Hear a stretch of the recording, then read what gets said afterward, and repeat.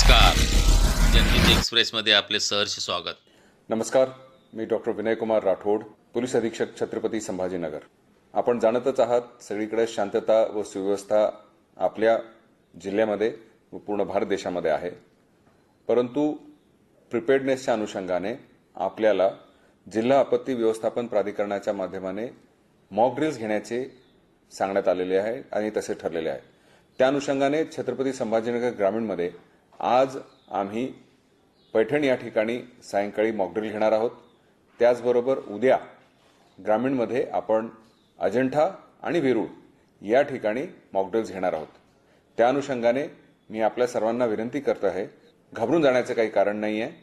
आपण सर्वांनी ही एक मॉक ड्रिल तयारीचा भाग आहे, या अनुषंगाने त्यामध्ये आपल्याला सामील व्हायचं. त्याचबरोबर या मॉक ड्रिलच्या दरम्यान नागरिकांचे काही कर्तव्य आहेत, त्याकडे सुद्धा आपली जागरूकता